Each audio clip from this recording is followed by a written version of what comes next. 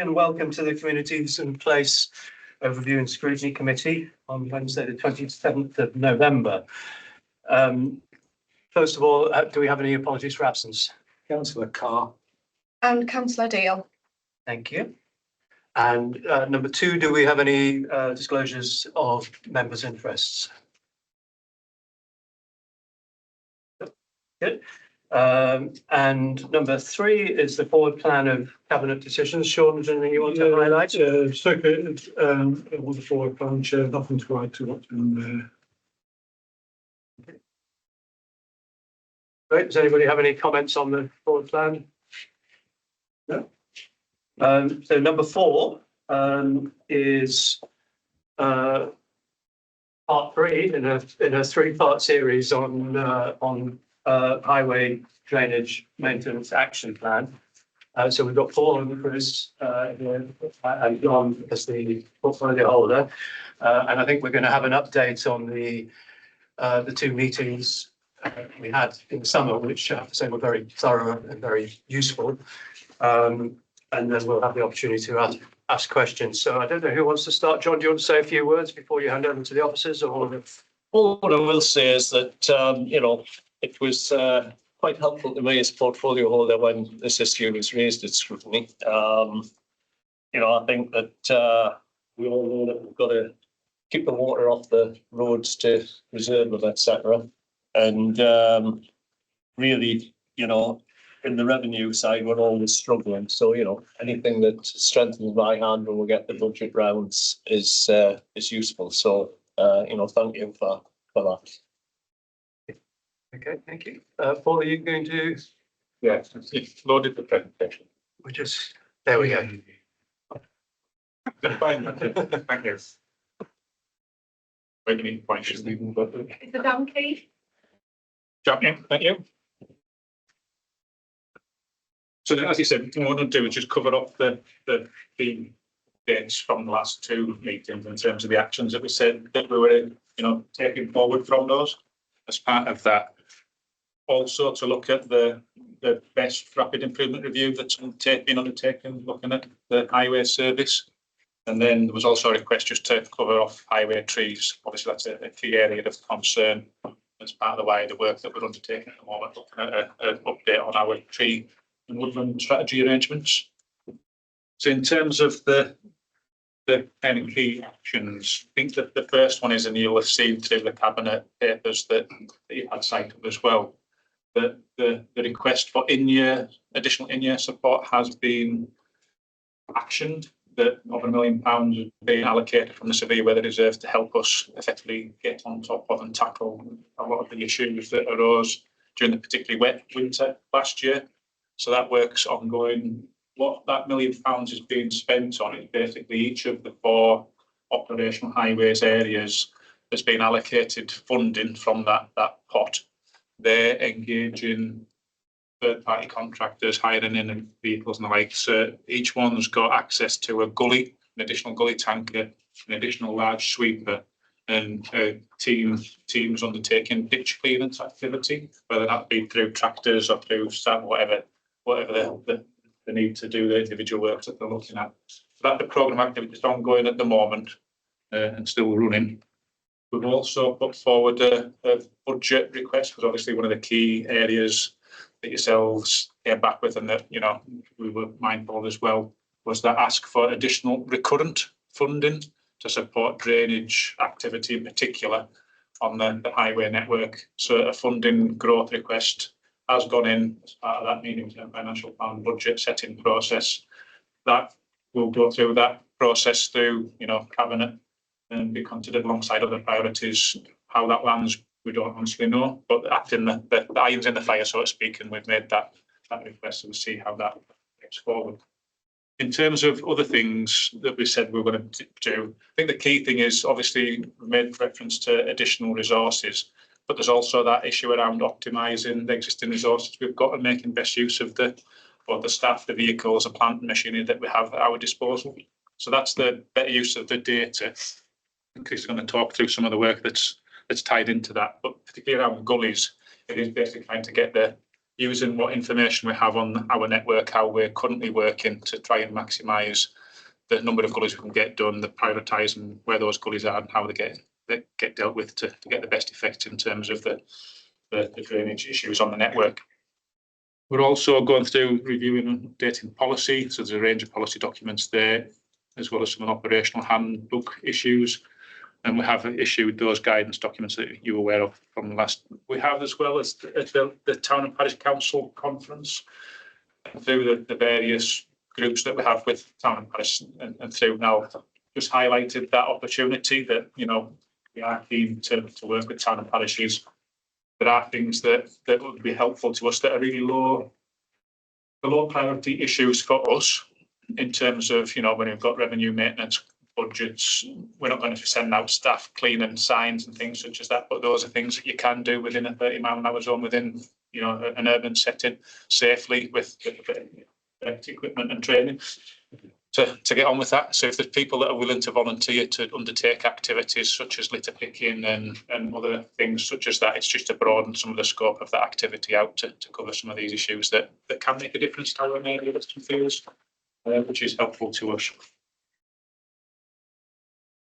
And then just hand over to Chris just to talk through some of the detail. Yeah, and in the last meeting we discussed how we're going to capture the data and how we're going to get more live information. So a lot of you will remember a system, Carbon Tech, we use to capture all our gully cleansing across the county. You might have reports as members about the Carbon Tech system. But we shelved that and we built a new system within a current system that we've got called Alloy, which everything maps to. And in doing that, probably next year, we're going to save around 18 to 20,000 revenue just by amalgamating the system. So in doing that on Alloy, we'll be able to bring a bit of a revenue saving, and 20,000 will get a few more gullies cleansed and paid some wages. So what we've got is we've got location data, we've got ward data, and we've got area data now. So we know exactly what's going on in everyone's patch and everyone's ward at any time. We've got how it's being cleansed, if there was an issue when they were cleaning it, if there was a car parked over the top of it, and any other issues that's being captured by the drivers and the operators. And then if the operators can't cleanse it within 5 to 8 minutes, it's then put on for planned works to then look at the capital investment for next year's programme. So each area's got a capital drainage fund, which is allocated through the LTP. And then this is capturing that data to then be fed for larger projects and larger jobs if the pipework's blocked or there's an issue there. For the risk rating, we've also looked at. So we've had some historical data from 2010, 2011 that was captured on RAG rating my gullies. So we've looked at RAG rating teams, just currently reviewing them, and the team, obviously Blythe on the 8th of October raised some eyebrows. So we're looking at the Blythe sites again and how that works with Northumbrian Water's combined sewer system. So the teams are looking at those. So if there's anything that you're aware of, or you've got concerns, or residents are raising anything, then we can capture it on the system now, and it can be given a higher priority through the cleansing system that we've got operating. That's constant, they're constantly moving. So the managers and teams can also monitor daily activity. So it takes them 30 seconds now to log onto a system, push a button, and they can see what the output and productivity of the teams are across the area. So we want to be trying to hit 60 gullies a day is the sweet spot. So we don't hit 60 in the urban because of obviously reasons for parking and things. But on average, we're hitting 220 to 250 at the minute. So that's, we've seen the output go up. In doing that, mind, the more output, the more waste you get. So as you know, in the last scrutiny, we've got an issue of waste disposal around the county in one central point. So what we've also been doing is working with people on how we can be more efficient. So we're looking at putting concrete pads with drainage in some of our key depots, and through exemptions, we can store up to 15 tonnes per week at these sites. And then we can just send wagons in and collect and take it to the disposal point rather than our gully tankers travelling here, there and everywhere. Next one is what the teams are actually capturing. So it's all digital, it's all captured live, it's all timestamped, so we know exactly where we've been, what we've done, who's done it, what the issue was. So that comes through as a Fix My Street or whatever, however it hits where the teams then go out and then they capture it and they take photographs of exactly what the condition was like when they left site. Because we all know we could clean it today and it could be blocked tomorrow, it could be blocked the next day, depending on what's happened within the network on that day. But now we've got that time stamped. And it's linked directly back and goes back to the customer, whoever's reported it. We've done a lot of training with staff on digital systems. So all our tanker operators and additional operators now are trained up on how to use the system. Tells us what silt levels as well, because behind all this, we're looking at silt levels, but then we're also going to explore digital gully sensors in sensitive areas. So if you put the sensors in the gully on mainly reds, you can actually, it'll just trigger and say you need to go and clean that now, it's full. So a lot of, you know yourselves, a lot of people's interpretation of a full gully, it's got water in, but it doesn't necessarily mean it's full. It's like a toilet, isn't it? And then key for us is on the right hand side, you can see it's okay to access, there's vehicles over it, it's on private land, we need further work, it's inaccessible for whatever reason. We're capturing that data live, direct from the operators now, so we're getting that key operator feedback, which is critical for us. We're not relying on having to catch the guys in the yards or when they're in the yard at any one time. So we're getting all that data back as well. And again, further investigation, when it's highlighted, that produces further works, planned works, which we use your capital money on to then do the bigger repair. The other thing, has that jumped a slide? Yeah, so cyclic routes. So previously we had routes by hierarchy, so by road hierarchy, so the tankers weren't necessarily being as efficient as it could be. So what we've done now is we've tweaked the routes to just by ward and by area. So you're hitting the town centre, or you're hitting the housing estate, or you're hitting the zone within that day, 2 days, week. But what that's going to do is try and get us some notification out for parked cars in densely parked areas, because since COVID and a lot of people working from home, you've got a lot of cars parking on the street, which then limits your access, especially around the town centres and around Cork roads and Blythe and Waterloo and places like that. So we've designed the routes to just hit an area, so we could give at least 5 days notice to say, right, we're going to be here, we're going to be cleaning the gullies, can you try and keep them clear in the next 5 working days? So you just watch out for those. You may get some feedback on those, but watch out, because those letters will be going out to residents in the area, or hand dropped if we've got downtime. Touched on that one, now to operator feedback. I just wanted to touch on this as well, because this is about network impact and knowing what's underground and knowing what's there. So a lot of issues we do encounter is where utility contractors may have gone through our pipework and not known it's there. And the challenges of recovering those costs, it's a pretty challenge. It is a challenge forward once we've repaired it to get those costs back. So what we're working with Northumbrian Water, Northern Power Grid and key stakeholders is developing this national underground asset register. So that's everybody's information. So for us, it's street lighting cable runs. It'll be pipe runs, ditches, everything. Everyone will be able to see it, and that's a snapshot of where you can just basically draw a square around an area, and that tells you every utility that's within that area. So the Northeast's kind of leading the way nationally on that. And it's just another piece of work to remember that's going on in the background. But the way we built our systems we're kind of ready for it, so we can integrate what already integrated into it. So if there's a new streetlight column come in, it's mapped through. If we find some additional gullies or put more gullies in, it's mapped through this national and underground asset register. And then that's coming into play next year. So it should make things more efficient. Everyone should know where everything is, but where we're trying to get is if we dig a hole in the road or someone digs a hole in the road and this tells us something different, we take the photograph, we measure, we send that back, and it's got live updated information with it. So that's a big national project that's going on, what we're involved with.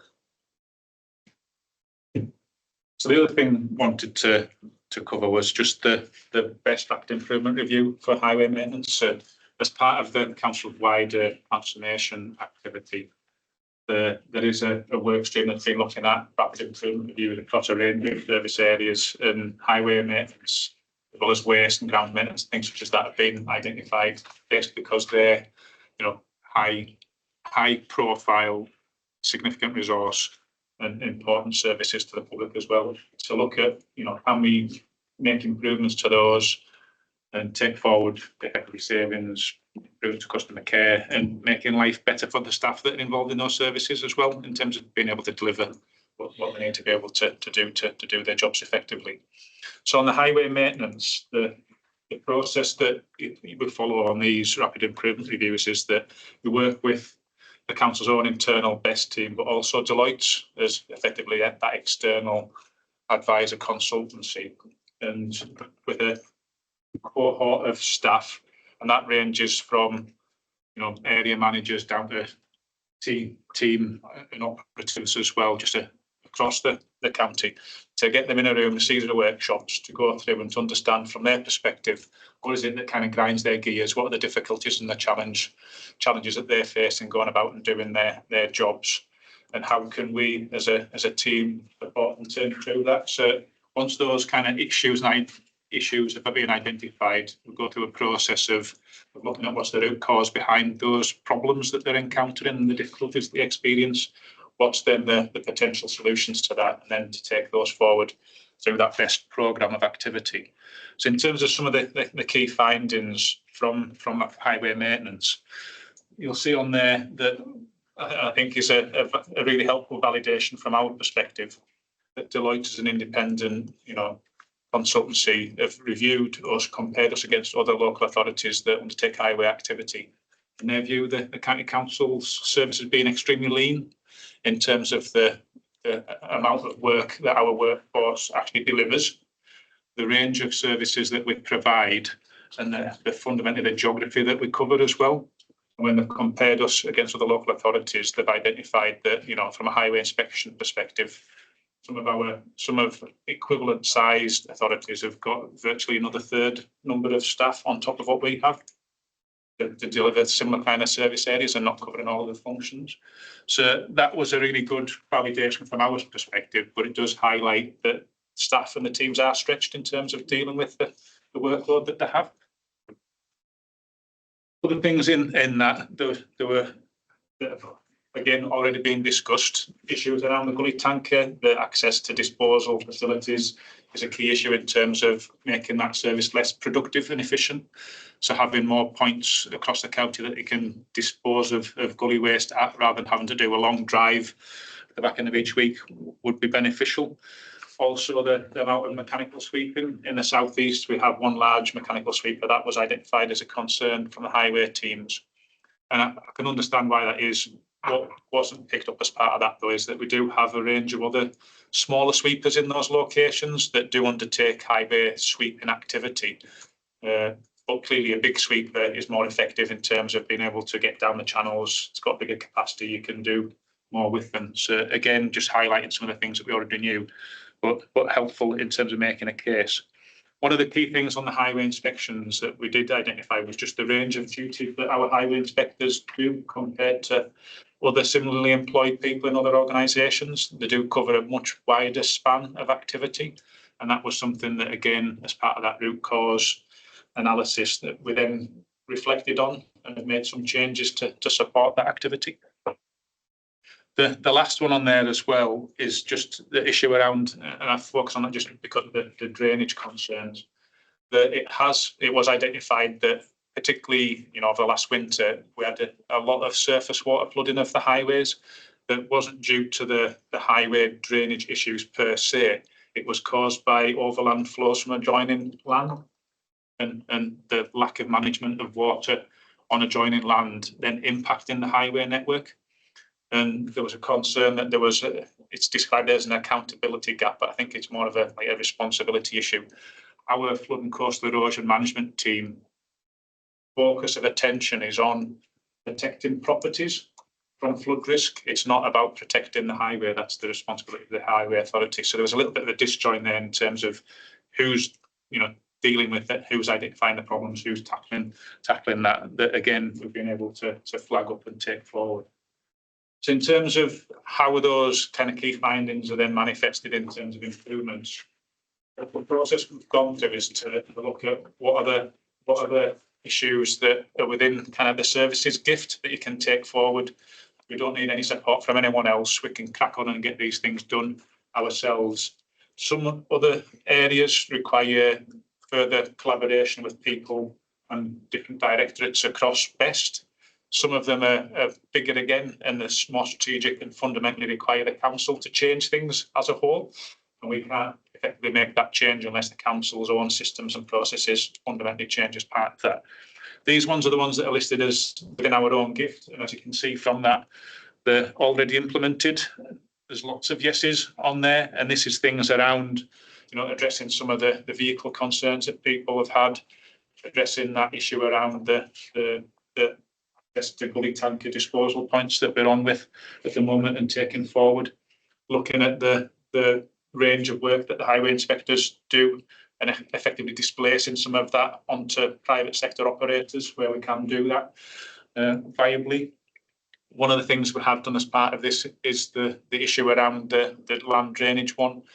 The flood and coast erosion team are working with the Environment Agency and our highways, and we've got a lead officer within highways dealing with it. But it's looking at working more with landowners to identify areas where more sensitive agricultural practices that are more sensitive to how water moves around those catchments and impacts on the highway.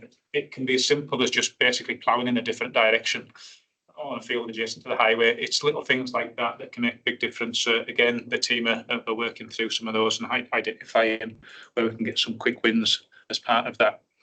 One of the more strategic issues that was identified was around the streetworks kind of side and the permitting. Skip and scaffolding permitting is something that fundamentally we're looking to improve at the moment. But because the council's also looking to improve its customer relationship management and IT system, those two things need to go hand in hand. The CRM system that the council acquires and looking to specify that and procure a new service at the moment, that's ongoing, can tie into this, and we can basically hook onto that and do that as a one. So it's making best use of that bigger corporate process to fundamentally transform that user experience, to get rid of all the paper-based systems that tie into this currently within the back office arrangements, and have that so it's effectively fully self-service as well, potentially with the cash being captured as part of that. So again, it's just identifying those opportunities and making sure that they're properly captured within those wider corporate transformation programs as well. Which then takes us on to highway trees. Again, we'll do a bit of double act on this. I'll ask Chris just to go through what we currently do in terms of highway tree inspection. We're now focused on ash dieback as a particular topic in amongst that. Okay, so trees, shrubs, anything that's got potential to obscure the highway is what we look at as far as the highways perspective is concerned. We work under section 154 of the Highways Act, and gives us powers to deem something an obstruction on the highway. So that could be overgrown hedge, it could be fence lines, it could be anything it could be cable, it could be skip, whatever. So the section on the right is it's an extract from our highways inspection manual. If no one's seen the inspection manual, that's basically the Bible of what we do and our policy attached to so that every highway inspector should know off by hand and how to apply it across every different element of what they should encounter during a daily activity or daily inspection. That's basically it gives us our criteria, which is a 2 medium, which is the priority they give to the work. So it's a 2M, so that's like a 14 to 28 day planned works or letter and things like that. So if they see that obstruction, they then issue a letter, or if it's private, they issue a letter, and that gives them 14 days to get back to the authority. If they don't do anything within 14 working days, they issue another letter, and it's 28. From 28 working days, we can go in and cut back the tree line and recharge costs and things. So that's the process. So it is a lengthy process, but that's legally what we've got to do. We've got issue 14, we've got issue 28, and then we can go in and cut back. Again, continued on, that's just for your hedges, shrubs, things like that. If it's our hedge line, if it's our shrubs, or we need some more professional advice, if it's diseased trees or something, then we get the countryside team involved, because the highways inspectors, they're not experts on trees, they're not experts on the wildlife side of things, so they're just there to look at hedge to hedge effectively. Is it obscured? Is it how it got clearance? If there's any overhanging branches on any A roads, B roads, or whatever, they're inspected on a monthly basis. Exactly the same process for footways and anything that they inspect on public rights of way and boats and things like that. But if we've got an issue and we need advice, we then go to the tree team, who will then give us our expert advice on what we need to do with the tree and how they would deal with it. If it does go that far, then we instruct the countryside team to take down the tree or take down the branch if needed. And then if they can't do it, then we'll get contractors in to clear the tree if needed. Sightlines on junctions. So we've got bird nesting season to factor in, which is on a later slide, but sightlines on junctions, as a highway authority, if it's causing a safety hazard, we can go in and cut back where we need to. But ideally, you need to complete an ecology survey beforehand, and then once a survey has been complete, to make sure there's no nesting birds or anything, and what you want to take down, you've got to cut that down within the next 3 days. That's the general rule of thumb for that sort of thing. Constraints we've got as an authority, which you'll all appreciate, is a lot of our big trees that are overhanging big B roads, which is used for transportation and agriculture.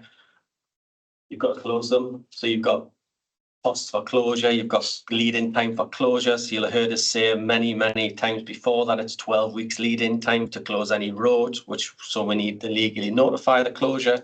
You've got the diversion routes that's needed to put in place. You've got a cost associated with those diversion routes. And you'll have heard before, every time we put a diversion route on, for the first every 24-hour period, we've got to pay to get that diversion route inspected to make sure that it's right into the drones. If not, we're challenged by whoever's using the diversion route.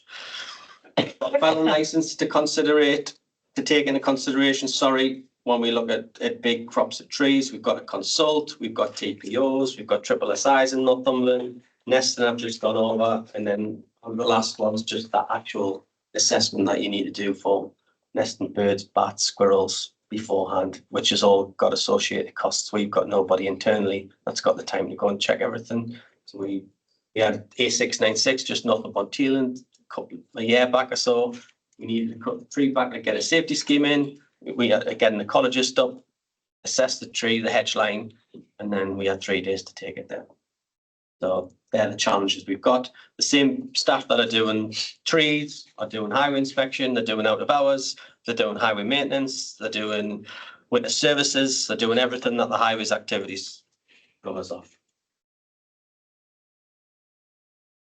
Ash dieback.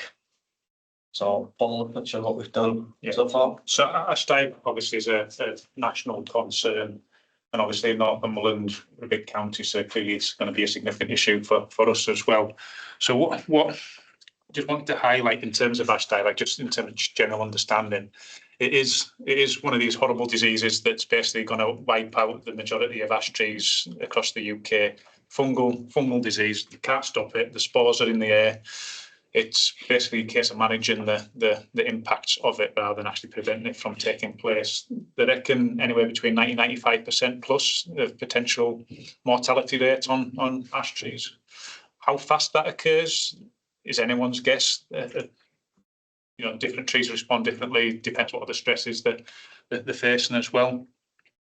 What will happen though is that for us, we reckon there's around about 183,000 trees either on the highway or on NCC land. So you can imagine that's a massive number and the impact on that both ecologically, financially, visually on the environment is significant. That one of the key difficulties around ash dieback, and that 4 pictures detail the different stages of the disease. So stage 1, you don't really notice unless you're really, really clued up in terms of what that tree is actually presenting like. Stage 2, you can kind of see it's not looking as flush as what it should be. It's only when it gets into stage 3 and stage 4 that it's properly evident that the tree has ash dieback. And unfortunately, you can only tell that when it's in full leaf. So ash trees are the last ones to go into leaf and the first ones to lose the leaves. Just the nature of how they are, which means that you've got a very short window each year to actually do any inspection activity, because it is that tree, the foliage, that you judge it from. So that in itself poses a real kind of constraint and a challenge for us in terms of being able to survey areas and understand what's actually happening across the county. What we have been doing though is undertaking that sample survey activity, looking at trees, looking at specific areas to help inform the work that's ongoing, looking at our tree and woodland strategy, of which ash dieback is one of the key elements that we're considering. One of the things that the Health and Safety Executive have advised local authorities is that you should look at categorising trees in terms of the risk that they pose, and it details there Zone 1 being in locations that fundamentally there's more risk associated with them. The higher footfall, there's more vehicular traffic. It's your busy roads, your A roads, B roads, things such as that. It's in parks and recreation grounds where you get a lot of people a lot of the time, basically. And to prioritise your activities to look at the risks in those. Zone 2 is in locations, so tree belts, things such as that, where there might not be much public access, that's less of a concern, and not to prioritise given the scale of the issue that's being looked at.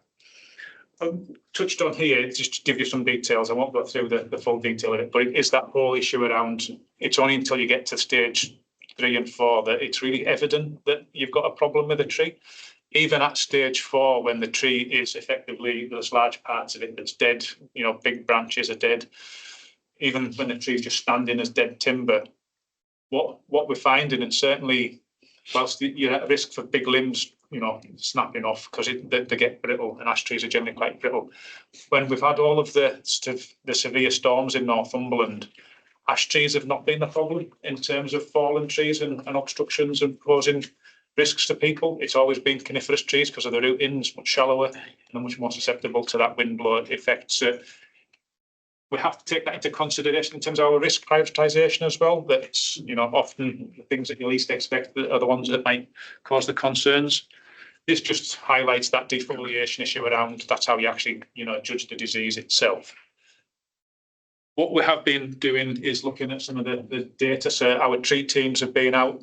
We have been going through over the past year and a half, 2 years, looking in particular at our parks, country parks, some of the particularly high busy footfall areas around town centres, places such as that, but also using our teams and also external contractors to undertake some survey work, looking along some of the busier sections of highway. And these are just a couple of examples of work that's been undertaken on the A68 and on the A189, the three horseshoes.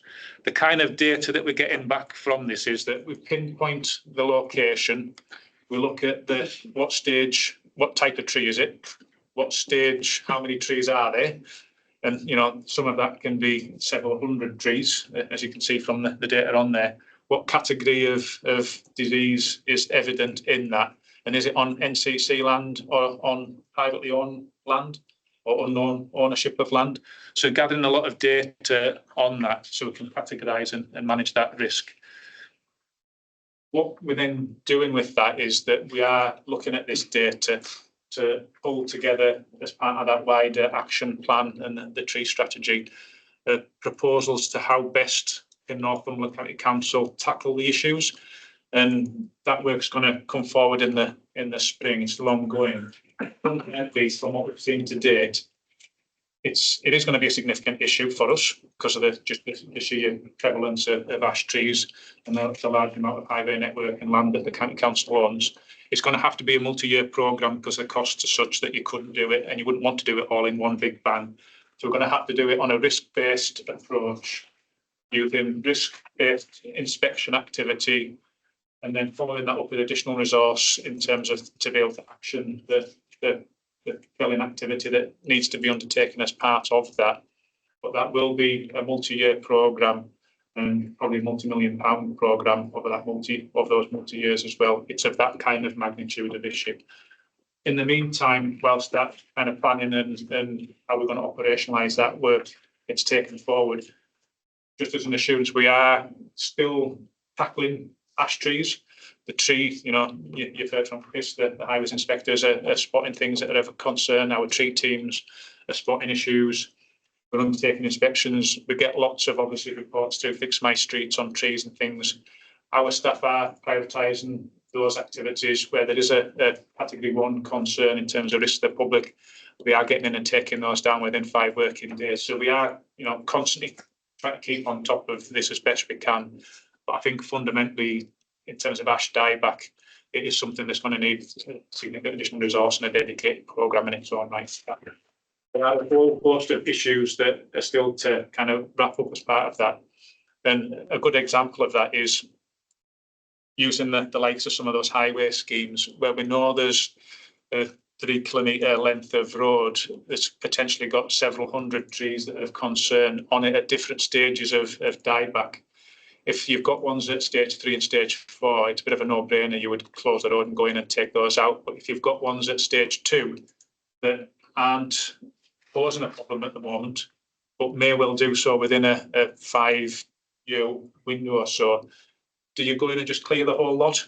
That's better value for money, it's better operationally, but the ecological impact of that, the visual impact of that in terms of what that means, because these are big landscape trees, a lot of them as well, is something that needs to be carefully considered. So, those are some of the thorny issues that we're wrestling with at the moment. Yeah. Don't interrupt. There's been several questions I could have asked if it's all right. If you go to a stand and you decide, if the decision is, we're just we're just going to take out everything because it'll save us coming back later on, are we replanting? Is that part of the consideration is to look at the replanting proposals. It's going to a lot of ash trees are self-seeded. Highway trees are self-seeded, but they are landscape trees. A lot of them, and ash trees, the mature ash trees are very big trees. You get a lot of smaller kind of ash trees that they are self-seeding that aren't as significant, but fundamentally, they are a big landscape impact. It's going to be a significant change to the. So you're going to replant as you go. That would be our proposal to look at replanting. Whether or not it's like for like in the same locations is a different thing. There's no point. You're going to take the saplings out. The stuff. One of the. We're still getting some ecological advice on that, but one of the issues is that you want to leave, from an ecological perspective, you want to leave, if it's not posing risk to the environment or to people, you want to leave the dead tree because that's part of, the habitat and the rest of it. Where they're struggling but not dead, there's also the issue around they're still setting seed. That in itself will over time build resistance. So if you're taking them out kind of carte blanche, you're actually potentially hampering the ability of ash trees to get past ash dieback in terms of being able to develop their own resistance. So there's a number of considerations we need to work through as part of that. And can I just ask again then, have you got in your mind that what you might do is you might try some of these things in one place, take them all out, and then somewhere else kind of do what you've said and see which is over time, which has actually worked best? Or yeah, so I think each location is going to require its own assessment. I think is fundamentally the approach that we'll be looking to take. So it may well be that if there's only a few trees that are in stage 2 in a location, but we're having to close the whole area and incur significant additional cost, and depending on what size and the location of those trees, it might in that circumstance be better just to clear them. But if they're not as posing a significant danger, and it might be another 10 years before they get to a position where they might do that, you would just leave them. So it is that individual assessment as part of it. Thank you. Great. Okay, well, thank you very much. That's been very helpful. Two very useful but connected presentations. What we'll do is we'll ask questions about the roads side of things first, and then we'll go on to any of the questions that Jeff hasn't already asked about the trees. So Eileen was the first. My question was similar to Jeff's about trees, because I know our policy used to be plant one for plant two for taking one out. And you know, I'm keen on keeping trees, right? I do think that it could be looked at and perhaps more budget allocated to the tree team if possible, because they're absolutely extremely overstretched. But I'm going to come on the roads, right? In the Blythe Town Forum, I brought the issue, because you know Blythe was really affected badly twice in a matter of months, right? And I contacted the Environment Agency because I wanted to have a look at the floodplains, right? But the floodplains only tell you where you've got your river flooding perhaps, or your sea flooding, doesn't give you the surface water flooding, right? So I would like to bring to this committee something to think about and possibly try and do. I mean, we're all councillors and we all know our own wards, right? And we've been councillors for a long time, right? I know the areas where we get a lot of surface water in my ward in Blythe because it happens time and time again, right? We've got no plotting anywhere if surface water flooding or roads or pathways when we've got heavy rain, right? So rather than having a reactive approach and doing the drains when it's flooded, have a proactive stance on it and do it beforehand. But the only way we can plot them patches or get flooded is by all of our councillors' local knowledge, right? And if we had some maps, right, we could plot which streets we know floods, which roads we know floods, which areas we know floods, and that could be looked at as a first point of call when you know you're going to get a storm. Right, then you deploy your vehicles to the areas that we know them streets is going to flood. But we'll have to think about this because it's not always just the gully that's blocked. There's other factors there as well. But it's about looking at all of our areas, and it's a big bit of work. I'm not being funny here. It's a big bit of work, but I don't know if other counties do that. But at least if they don't, we could be the first county that would do something like that. And look at the surface water areas. I know where it floods in my water.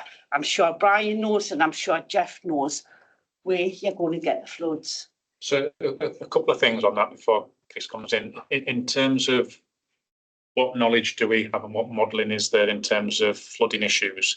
You're right in terms of the river flooding, and you know there's a lot of detailed modelling around flood risk areas. There is the same for surface water as well. And we have access to that data in terms of surface water. I tried to get it, couldn't get it. It's all on a system called LADAR. It's basically it's very similar to the river flood risk mapping. It shows you what the contours are within an area. If there's a particular level of rainfall, where will that rain go in when it lands in that area? All of that is modelled and mapped, and we have access to that. And it's part of the planning process generally. The flood and coastal erosion protection team are consulted on that, and they'll look at the flood assessment for developments as part of that, both river and surface water flooding. So using Blythe as the example, when the team has gone back and looked at which were the locations in Blythe that flooded, pretty much most of them they could have guessed. Because of this, because of that surface water contour mapping and the risk management that they've got on that. Some of those issues though aren't just around, so you know, in terms of how do you resolve that, some of that is how do you stop water from running straight onto hard surfaces and into those networks, whether that be highway drainage straight into rivers and becks or into combined sewer overflows. In an urban area, that's much more challenging because you've got much more hard surfacing and not as much green kind of environment to allow that absorption and to slow down the rate of water getting into things. But certainly in places such as Blythe, one of the big issues is just the capacity of the actual drainage systems, both from our side in terms of highway drainage, because they're old systems, and also from the Northumbrian Water in terms of combined sewer and the capacity of those systems to cope with what is now more severe and frequent weather events.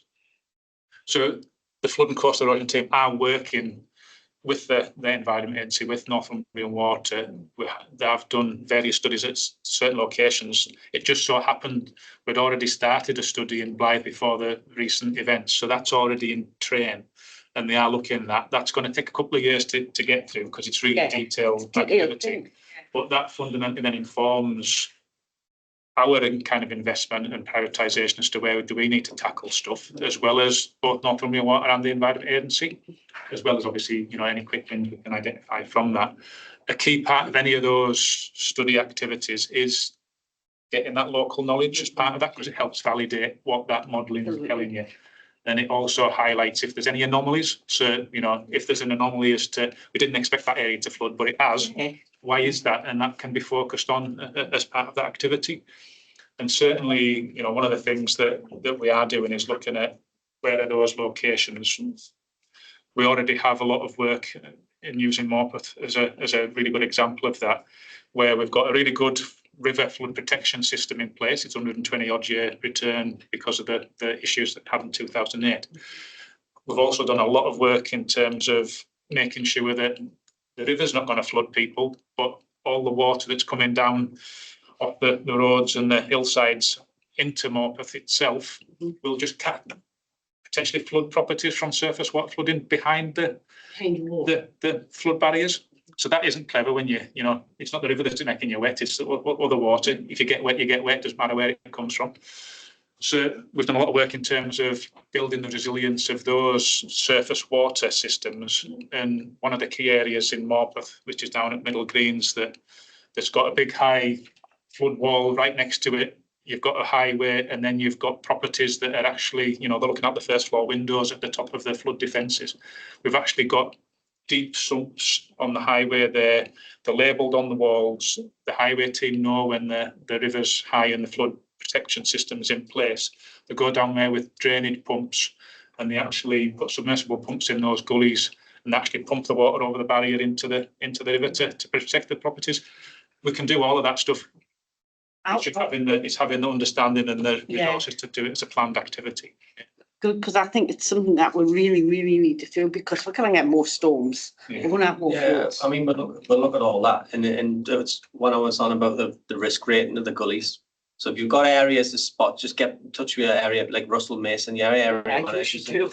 Russell know he's been in Blythe 20 years. Do you know what I mean? They know where the spots are. But at the minute, we've got 1,400 odd red gullies on our current mapping system.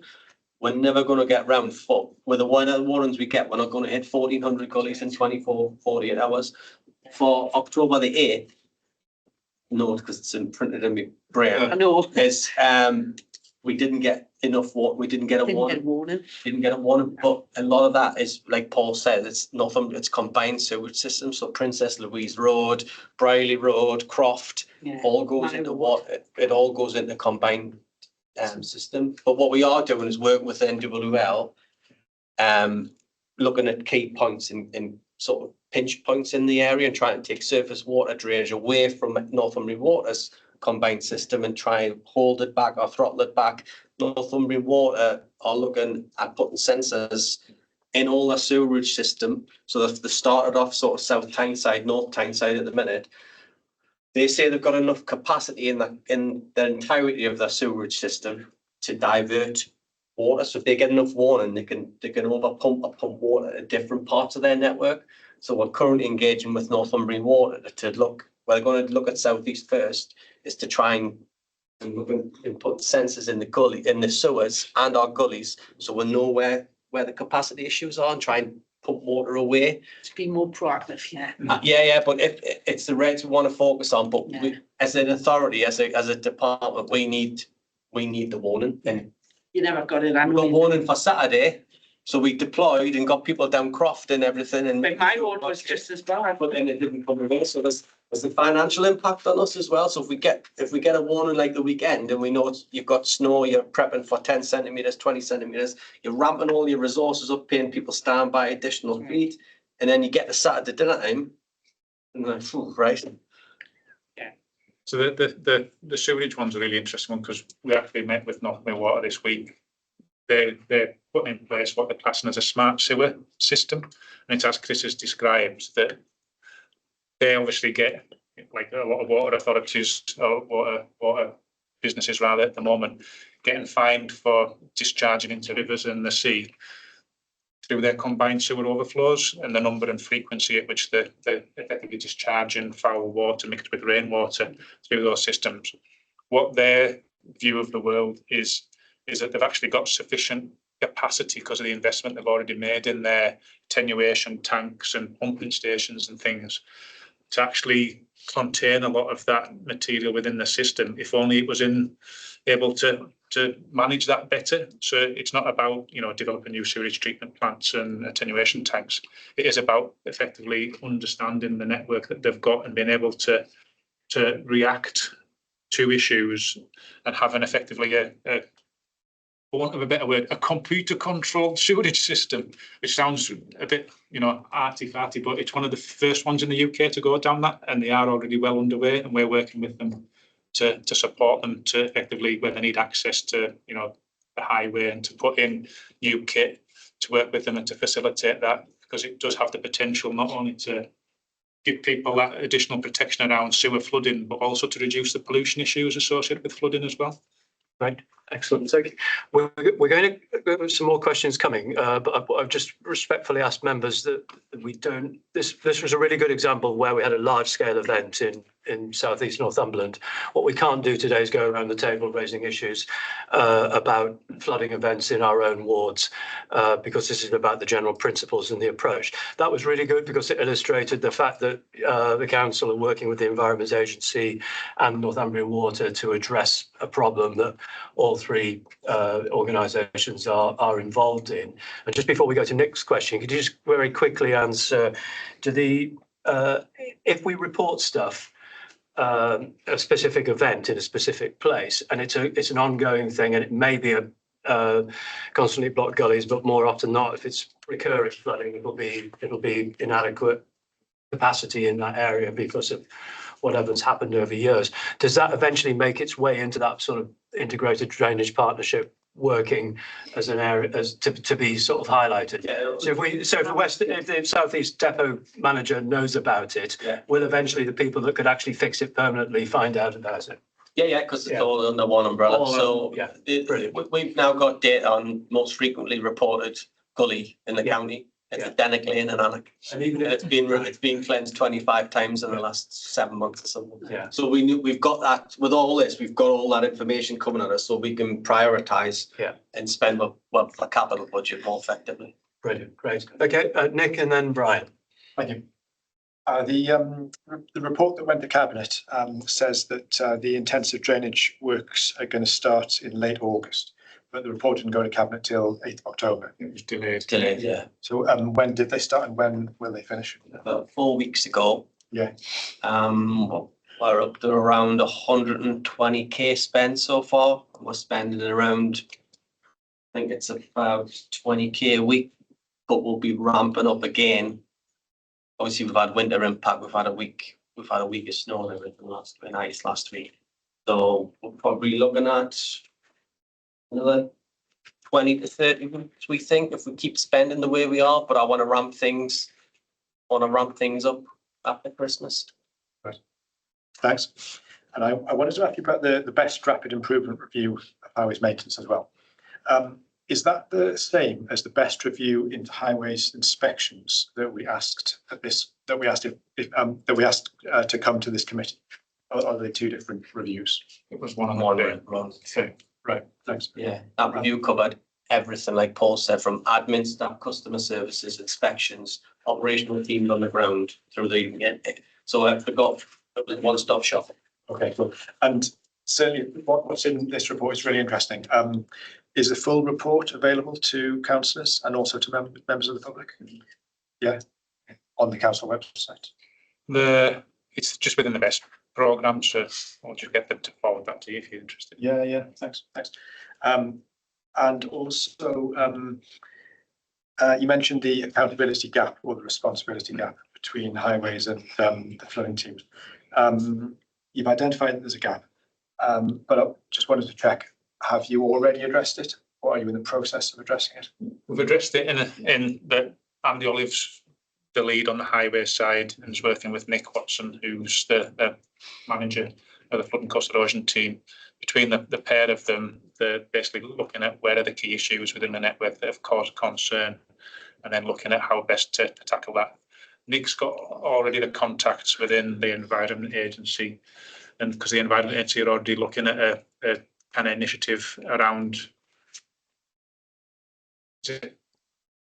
environment sensitive or catchment sensitive agricultural practices. Yeah. So it's trying to tie into some of those existing dialogue and activity that's already taking place, but with some focused concerns being brought to the fore. But the legalities behind it have all been addressed, and we've got those formal letters now ready. Okay. Rob McCarthy signs off a certain part because he's I sign off as another part, and he's involved, Nick's involved, to ready to serve notice to landowners if we've got issues through riparian or Right. the Land Drainage Act. Thanks very much. And who initiates that process? It comes from the highways. Well, it's Inspectorate. Yeah. So we've got an example, your patch, I think, where we've done a lot of drainage work. We've cleansed all our system, and there's a blockage on somebody's land that goes under the railway line. So we can't do anything about it. We've engaged with the property owners, landowners, whoever it may be, but that's a lengthy process. So we're not going to. It's going to be January before we get that resolved or even enter the land. Yeah. So yeah, that's all happening now. Thank you. Great, thank you. Ryan. Thank you, Chair. There's a lot of things involved with the report, and it's wide ranging, and I think we probably would be here all day to answer all of the questions. Don't really have one answer, but really good report. I like the idea of the best because it's starting to become an honest report. There's some positive things I would like to know what the portfolio of all I think so that best report. But coming back to, I think it was 2022 when we purchased our 4 new gully cleaners. And it was a request through this committee that I sat on that we keep a hold of the 4 old ones, but it was a decision from Cabinet to get rid of them. I just wanted to know how reliable are the new 4 road sweepers, because when we first got one, I was one off the road for 12 weeks. And that was waiting on parts. I was in a garage, so it had a bad stop. But that is getting any better. The funding part, the being over £1 million. And I just want to highlight, it hasn't been highlighted, we've got 4 main areas of Northumberland, and they're all different. So, the southeast part to the west, to the north, it's all different. So in the west and the north and the south, we'll probably be looking at trying to clear ditches away. Well, in the southeast part, we haven't got many ditches. So I would have thought that, that we don't put X amount of money in just to clean the ditches where it meant where the population is. It needs a different cleansing or a different maintenance program. And it's like I say, it's coming back to the gully cleaners.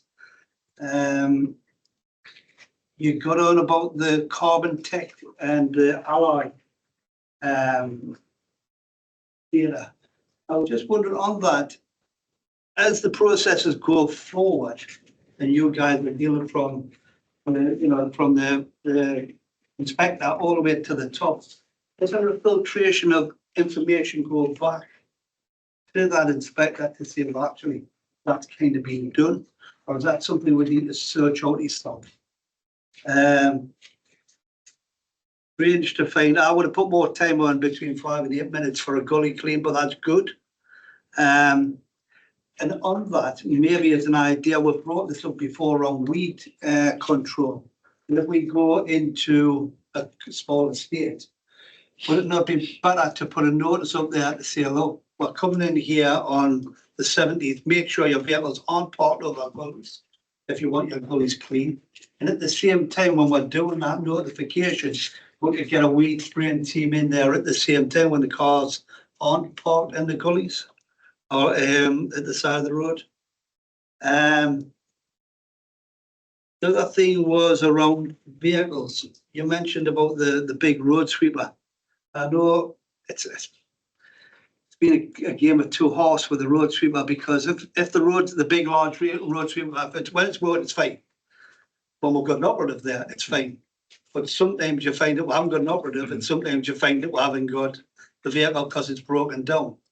So the reality is, how do we hire in vehicles, or have we got more people trained to drive them? Because it was a while ago we made this inquiry, there was very few people that were qualified to drive the road sweeper. So I'll just leave it there because there's loads to talk about. One thing was, I'm concerned about the gully machines having to travel from the north and the west. You know, the amount of time that it takes, and coming back to Chris's point, if it's between 5 and 8 minutes to clean a gully, that's a lot of gullies we could have had cleaned. And I know that Chris has said that we've got it in a line, we've got a program or a plan to sort that. But the reality is, it's been a long time coming, and it's been a long time in the process of doing that on a daily basis. So the gully disposal one's been a real thorny issue in as far as the change in legislation that classified it as liquid hazardous waste, in effect, means that you can't put it onto landfill anymore. You can't put it into sewerage treatment plants, ironically, because they would need a waste. It's classed a liquid waste that you have to have a waste permitting license for, rather than as foul sewer.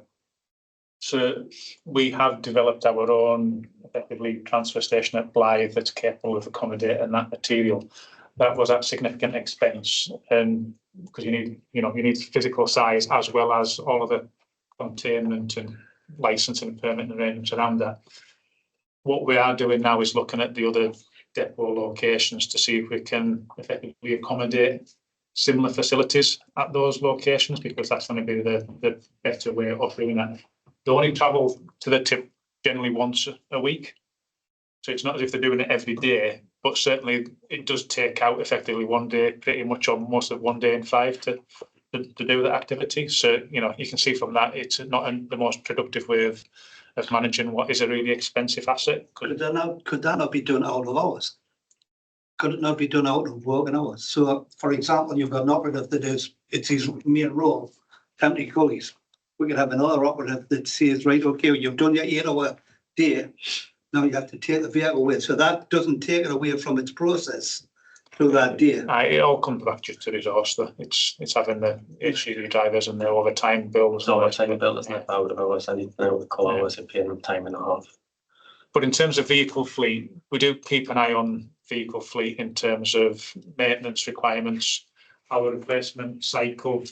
We again keep an eye on in terms of what's the optimum time to replace a vehicle in terms of it's costing too much to maintain versus the cost of a new vehicle.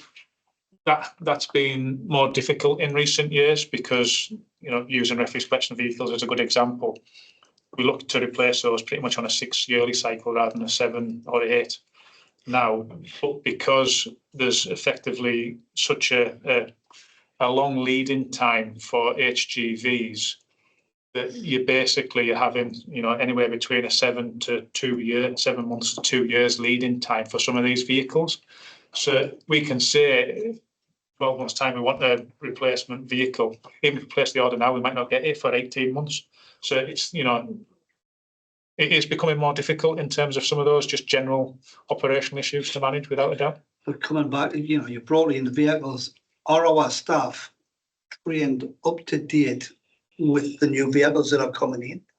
And second of all, are the units where the maintenance gets done up to speed with the tech as well? Yeah, so part of any new vehicle coming in, the staff that, before we specify the vehicle, we get demo vehicles in, and the staff that are utilising those existing vehicles, get to look at what else is on the market, because things change quite significantly, and we want to try and make it as easy for them. So if they've got new widgets on and new things that make their life easier to do the job, we'll look at those as part of that spec.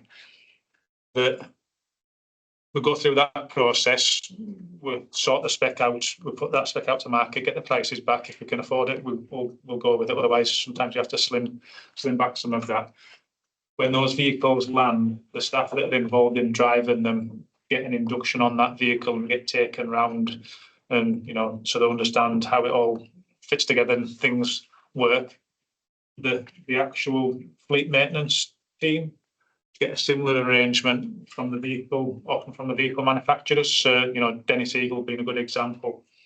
When we get the new rapid bin wagons in, we will get the Dennis Eagle team in to take our own fleet team around it, and if there's any new things that are modifications of the vehicle, they get taken through that as part of it.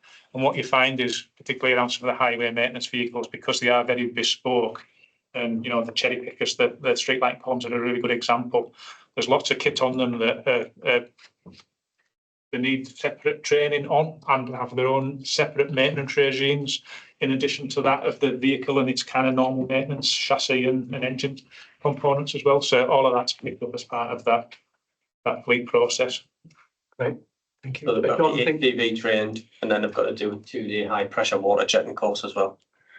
So it's not just thrown. You've got to have the week's worth of normal training, like Paul says, familiarisation, and then because of the water jetting regs, because we've upped the PSI on the machines on the new tankers, so we can get through more blockages and issues, we've had to put them on a 2-day drain and basically sewer cleansing high pressure water course.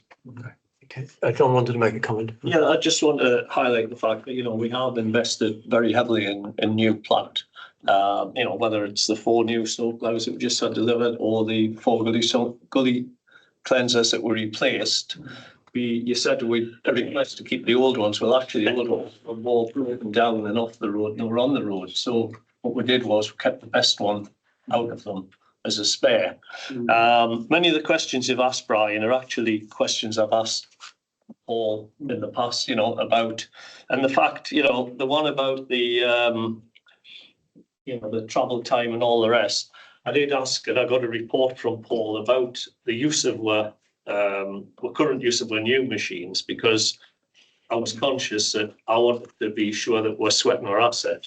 And, we did talk about more staff, we talked about more equipment. But as Paul said, it's not a quick fix.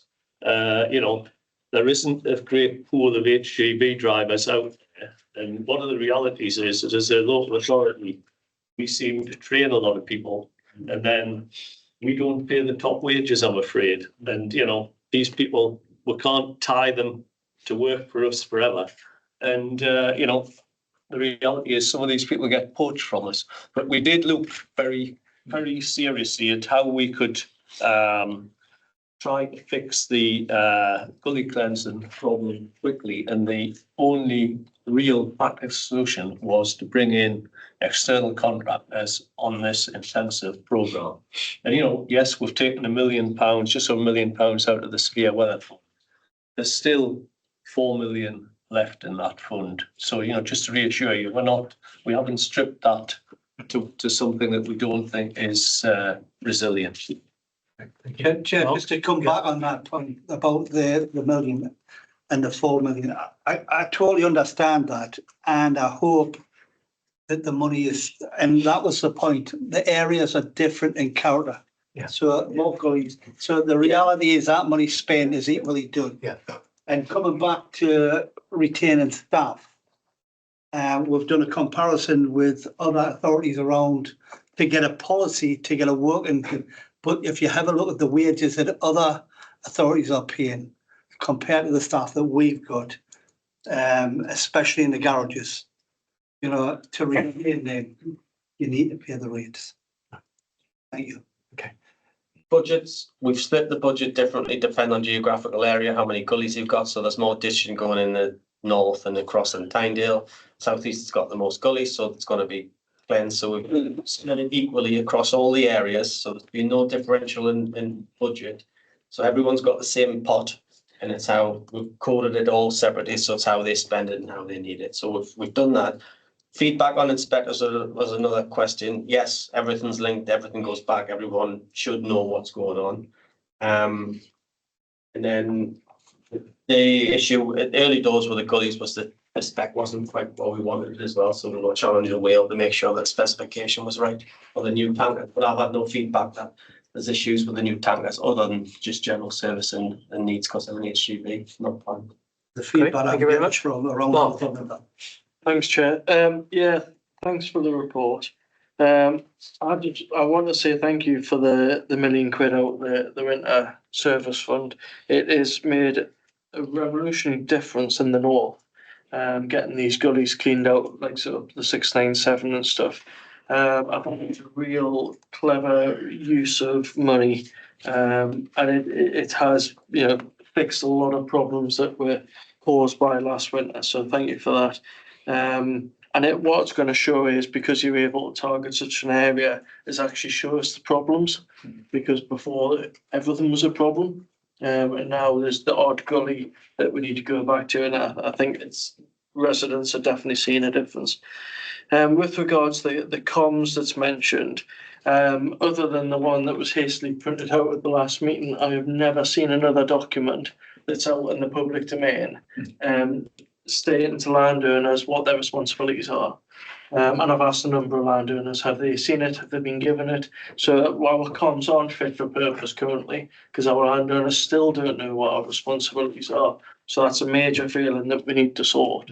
People like the NFU, the CLA, and the national parks, they've all got good links with our farming communities, whether it's landowners and farm managers. Everybody should have at least one of these sent to their house, whether it's email or paper document. Otherwise, you're not going to fix this. And currently, I don't see us being very reactive with it. There's a number of cases in my area still has never been looked at. Roads being flooded, soil running down the roads, and there's not being investigated. So we need to step that comms up and get this right. It's been how many months since it was presented to us? It's not acceptable that landowners still haven't had a copy of it. Flooding maps, and following on from what Eileen said, it's great that we are gathering that detail, but I think that the people that also need it is through the planning department. Time and time again, we often see highway comments made from the highways officer within planning that hasn't consulted with infrastructure, hasn't consulted with the maintenance department. And I'm just concerned at times that we're making planning decisions that then cause a negative impact on the already stretched systems that we've got. So highways should be highways rather than disjointed kind of model that we've got. And the best positive bit in the whole report was to see that something that I've been shouting about for 3.5 years is rural highways inspectors should not have electric vans. So I'm really pleased that Best has picked that up, and maybe Mark from Wooler was right after all. That's all I have. Thanks, Chair. Thank you. Can we just, before you answer those, can I just pick up the one about the planning? Probably Rob actually might be able to answer that, because as my understanding, Mark, is that the every planning application has one of the statutory consultees is the flood team, and they're the people who hold that data, so they should be able to pick up any issues around the flooding. And I'll pick that up just to highlight that as part of the last senior management review, where there was the structural changes in the council that effectively saw the establishment of the Place and Regeneration Directorate, Highways Development Management, which is the statutory part of Highways Authority that responds to planning applications in relation to the implications to the highway network, moved out of the planning team into the Highways Authority that comes under my good self. Robin McCartney, who was responsible as the infrastructure manager, that covered all of the highway asset safety programmes, the capital investment planning for highway infrastructure and maintenance, where we see, the LTP investment programme come through, is the manager that's responsible for HDM now. HDM sits alongside those other teams and is fundamentally part of that. The flood and coastal erosion team also comes under Robin, so they're all part of one team now. But they are separate. There are two separate consultees to the. There's two separate consultees, yeah, but within the structure they are. From what we can see. They're all in They there. all now are part of the Highways Authority and they're under a single divisional manager. Right, okay. So it should get better. So it should Yeah. get better. But the More decisions, it's like a 4 year recovery, isn't it? Yeah. That's the thing. You're looking at decisions now that were 3-4 years ago. But the HDM team that sits within us all know the area managers and they should discuss any issues locally with the maintenance engineers and area managers as well. I should. So there's a planning application came in for Wooler, and I've been working with the local team to deal out. I'm making this up like a flooding thing. Yeah. Just double check that Just communication. feed back to has Graham went and back Graham through. make sure legal Patrick's aware and people like that. We can do that. Yeah. The comms side, we've pushed it out through NCC comms, but it's not a bad shout with the NFU. So I've got a contact with the NFU who I discussed the winter services rates with. So I'll make contact with the NFU as well and see if they're willing to put anything out. I'm sure, like the National Park Authority, we would be more than happy to share that information as well. I think probably the reality is, as a farmer myself, I wouldn't personally go and look on the website for a certain document to give us some work. You know, if it drops through the door, you've got it, and you look at it. But you'd expect it to drop through the door when water is running off your land onto the public highway and the council write to you to tell you to stop doing that. You definitely would expect that, but I think if you got it once a year, if that came to you, then at least you've had it. Whereas expecting people to look at it on a website is, I don't think you're going to hit very many people. Yeah. That's the reality, I'm afraid. Right. Is there anything else you want to add to Mark's questions? No, we'll pick up the comment around the communication aspect of that. I think that's fair criticism. And that sort of links in with with actually the enforcement, which we've sort of touched on, isn't it? It's sort of presumably we as councillors see issues, we can report it. Then start the enforcement process, and at that point the landowner will get reminded that they're All the teams have got it as a document and they've been issue that document if you need to. Part of the process when you send out the first letter or have this first line of communication with whoever's causing the issue. There's the document and there's the website link if you need to look in detail. Yeah. Okay, so you're all right with that, Mark? Yep. Great. I think last comment from Rob. Sorry, yeah. Yeah, just to build on what Paul just said, I confirm that for all applications that have an implication on drainage, we will always consult highways, the Environment Agency, lead local flood authority, Northumbria Water, where that's appropriate. And Paul is correct that as part of the restructuring, I did sort of the opposite of Empire Building. I moved highway development management back into highway, so it was better integrated. And it seems to be working better now, I feel. So I think that just leaves recommendations. Brian, did you want to say something very quickly? I was mindful that we were just talking about highways and the gullies. I just want to come on one final point about the trees, and it was touched on about hedges. Couple of patches in the area that I know that when the hedges are being trimmed, and I'm not sure if it's the farmers or the way do it on the highways. There's one farmer will take the machine into the hedge and cut it back, and you'll find that we'll only have one cut per year. The other one just has a trim, which means that as he's doing it now, because this is the time where he trims it back, they become a problem in the summer. We can't cut them back in the summertime. So my request is that we'll look at how these hedges along highways are trimmed and put back, because sometimes they just take a box and we can get right into them instead of having to trim it short back and side. Basically, that's the way it works. So we don't have to do the job twice. The vast majority of those are landowner responsibility. There's very few of them that we're responsible for the maintenance of, because it's the boundary feature is there for keeping stock or whatever in, and it's part of a landowner's responsibility rather than ours. So hypothetically, if a car's going along and it's a thorn bush and the car's scraped because it's overgrown, it's on the highway, it's a thorn tree, where does the liability lie? The issue we know is for the landowner, if it's a landowner's tree, hedge line. Right. And then forced to cut them back through the documentation we're talking about now. But what I'm saying is, if we can do it right and do it right first, then we don't have to go through the process. But ultimately that depends on the driver label as well, a lot of the time. So if you've got a good operator, you'll get a good hedge cut. If not, then you'll not get so good a hedge cut. So if I could add a comment to that. The barber, isn't it? There's restrictions when we are allowed to cut the hedges.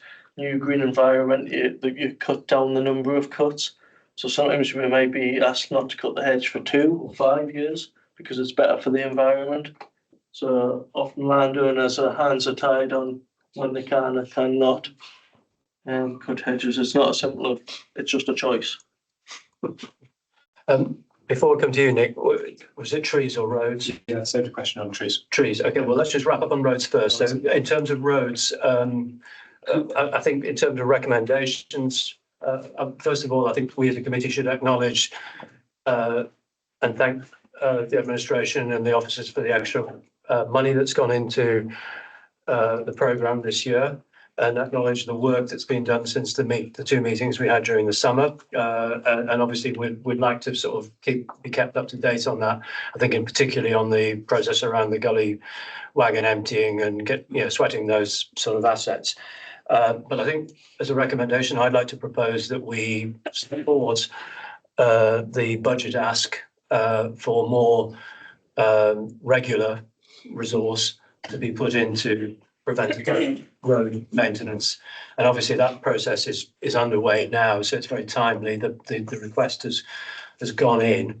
And I think if we could write to the cabinet and just let them know that we support that request, and then hopefully it'll give it a little bit of a sort of raise its profile slightly as all of the blood on the carpet and bargaining goes on over departmental budgets.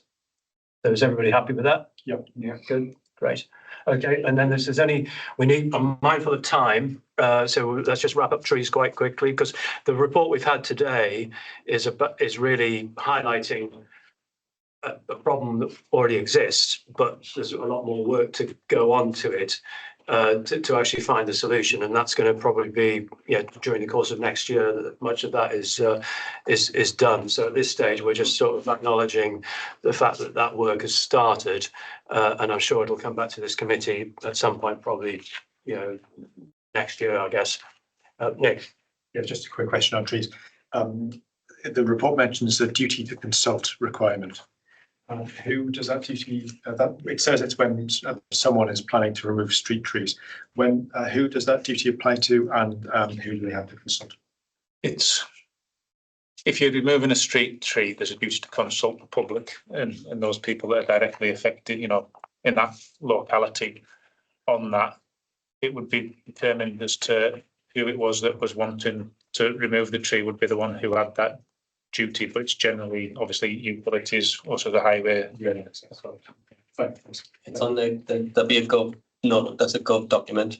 So there's a whole process for duty to consult from this last year. It is just a relatively new thing. Yeah. And we've only, I think to my knowledge, undertaken that once, and it's linked into the active travel scheme through Bedlington, where some of the infrastructure works that we're undertaking, well, we've tried with the designs to avoid the impact that are ultimately for trees that are just in the way. I think Nick, you're aware of something exercise around site on a walking board that. Yeah, which just made me wonder, if I may, has that duty to consult been complied with for the Hexham and Corbridge cycleway as well? Because there are some trees at risk there as well. Those aren't actually within the categorisation of what is a street tree, the ones that are affected by it. Right. So the duty doesn't apply to the particular. Okay, brilliant. Thanks for that. Okay, thank you. And last word on trees to Jeff. I was just going to say thanks for getting to the Ash Dieback thing, and I hope someone's going to write to Richard Dodd and send him a thing. Yes. Tell him, he's actually walked us all up. It's really, really important that people understand the magnitude of this, which 183,000 trees at £600 a tree or whatever it is. A lot of money. And so, you need to be working all the time, get people to understand that ultimately that's how much you're going to need. Yeah. And I would just ask you just to try and experiment though.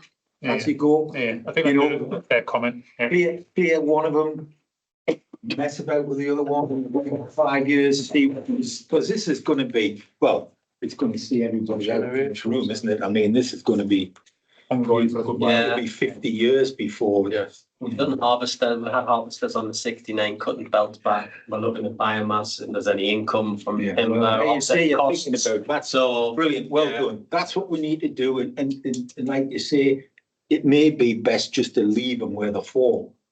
Don't forget Northumberland Log Bank, Jeff. Don't you Yeah, be well- anywhere they fall. Well, so anyway, Chair, leave them Great, aside. well, thank you very much. thank you for your indulgence and well done for, no, I'm not gonna mention what. I'm not gonna mention why the winter program does not include gritting the cycle tracks.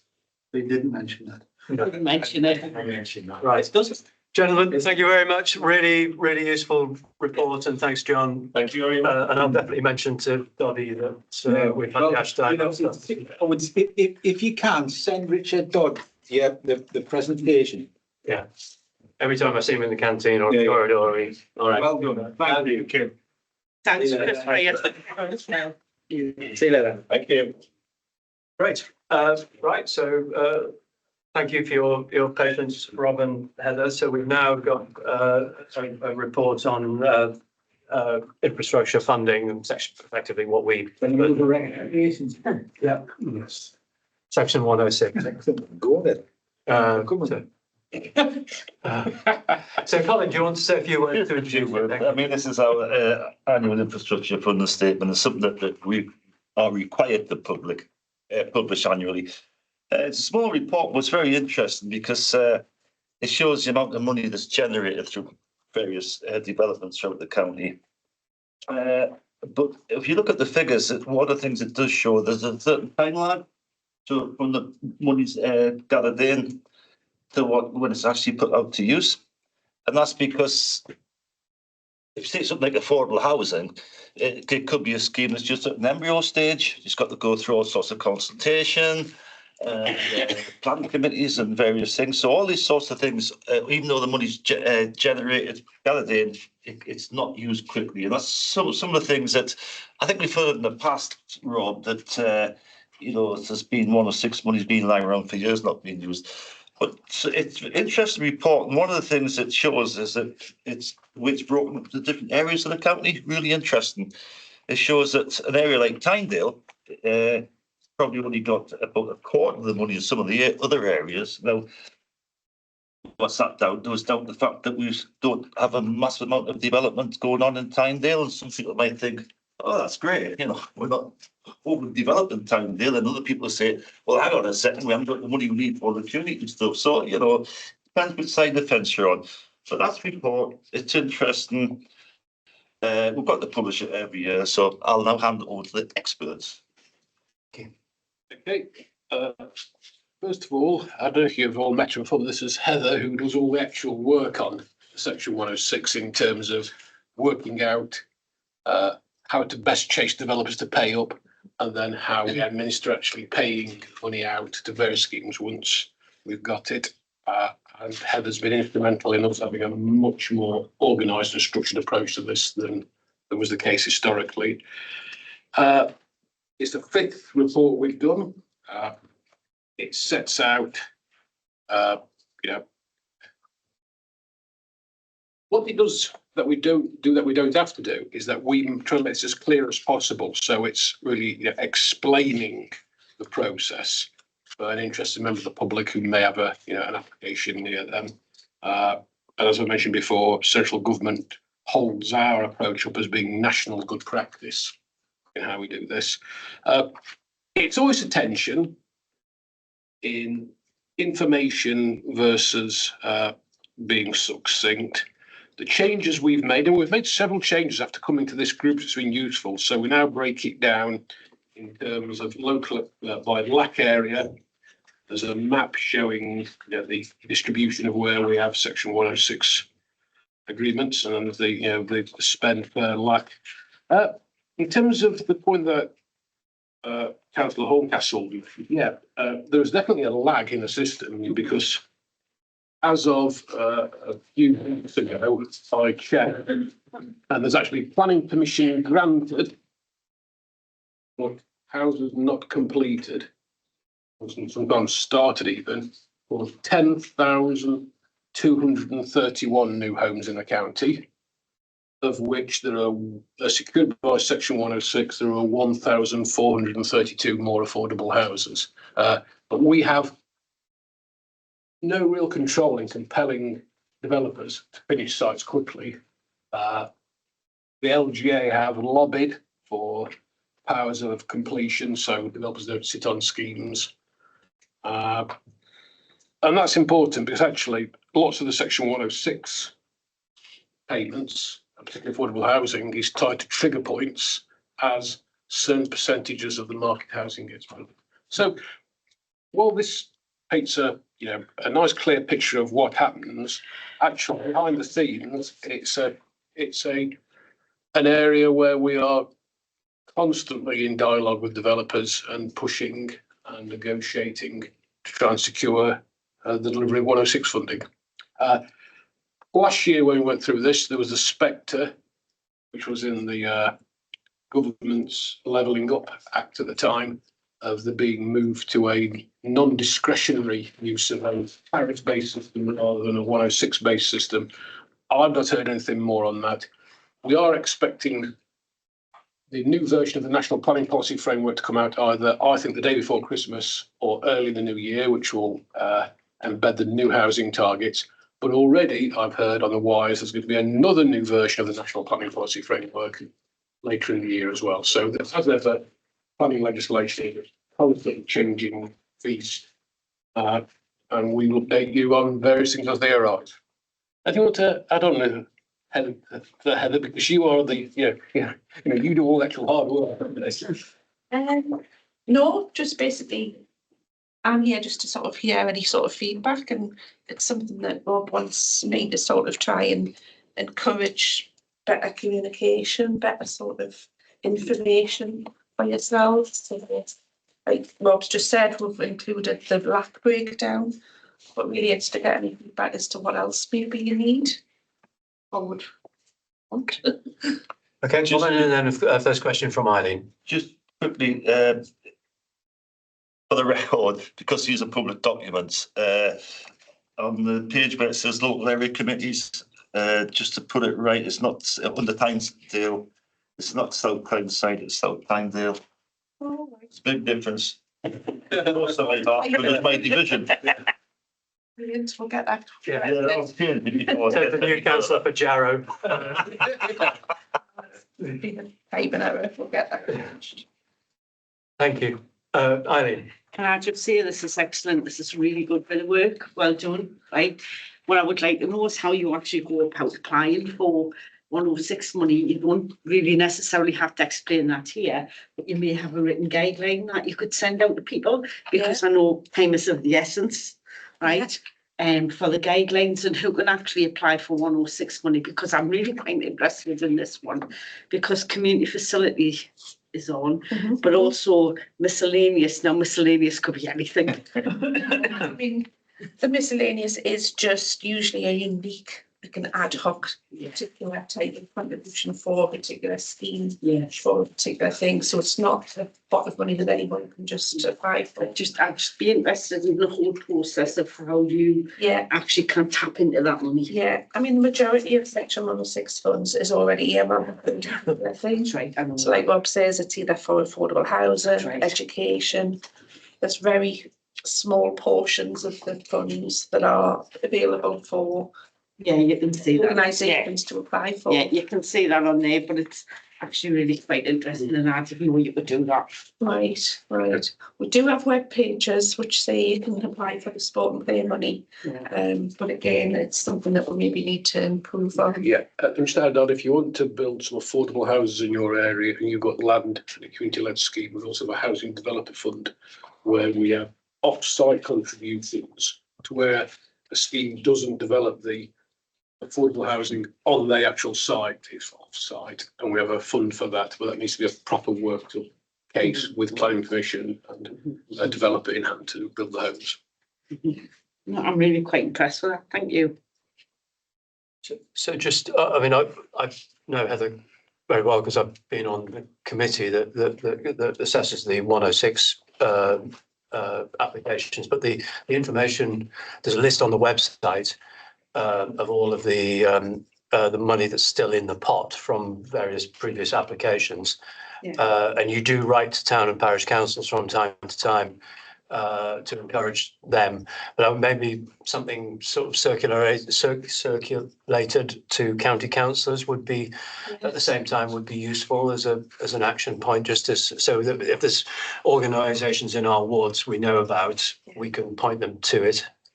Yeah. Would that be okay? Yeah. Thank you, Brian. Chair. And just further to that, you've got to be very mindful that not all councillors are on all committees. So you might have your local planning committee and you might have your strategic planning. Yeah. So the reality is, in the past tense, when a plan applications went through or is about to go through strategic, what I'm not, I don't know anything about it. Yeah. So the reality is that freedom of information as the process goes through to say, well, actually, there may be some money coming from the strategic angle for something in somebody's ward that isn't on that planning. So it's an open policy. And to be quite honest, they're a welcome you coming in as a breath of fresh air, because past tense, we actually give developers discounts because we felt as though they paid too much. And, you know, that was a few years ago, and I'm not mentioning the developer, but the full fact of the matter is it looks as though it's going in the right places. I do know the planners have some very difficult negotiations with the. Who don't give discounts. Certainly not. Thank you very much. Thank you. And what we could just say, just to anticipate one thing, is if a developer and one of our officers has a fundamental disagreement about what can be afforded or not to be paid for out of a scheme, we ask them to submit what's called a viability assessment, and then we will take that to an external valuer who will say whether it's legitimate or not. And the person we use frequently says, yeah, actually, I think that's a reasonable argument. There are abnormal costs on that site. But equally, I had one yesterday where he said, no, I don't think that's actually, you know, a sound argument. They should be paying the full amount. So we use external validation to support ourselves, and that tends to stand up at appeal as well. Thank you. I'll come back in a moment with a question about that. And Nick, if you could. Thanks. Just a quick one. The introduction refers to the Northumberland Consolidated Planning Policy Framework. I haven't heard of that. Could you tell me what it is? Yeah, well, yeah, what that effectively is looking at the totality of all the planning policies we've got, which are incorporation, both our local plan policies and national policies, practice notes, etc. Oh, so it's a consolidation of national. It's everything, basically, because things come up. So, for example, the previous government included the requirement for the first 10% of any affordable housing on a site to be through the vehicle of what's called the first homes, which is homes for affordable purchase, which influenced how we negotiated 106. But no, that has changed, and that isn't in place anymore. So we have to have a cognizance of both our own local plan policies and government policies, which do change all the time. Okay, just as an example of that, just to give you an idea of the fluidity of national policy, during the period that we were going through the examination public on the local plan, the day we submitted it, the day we adopted it, government changed 3 times our housing target. Okay, so you have to realise that this is always having to be fairly fleet of foot to react to this changing legislative landscape that you want to. And does this consolidated framework exist either as a printed document or is it as a concept? The online, because government publishes the national planning policy framework, and when it came out after the coalition government, it was said it was to cut down thousands of pages of guidance down to a succinct 30 pages. It is indeed about 30 or 40 pages long, but there are another 2,000 pages of online government guidance. how you do planning on a resource they maintain. Yeah. So I could print it out for you, but I think you'd be very happy with me. Sure, so it's the concept. It's not, you can't go to something, it's a concept. What it will be. And so what we will always do though, and this is the lottery, when there's an application report, we will cite in the application report all the relevant legislation. Thank you.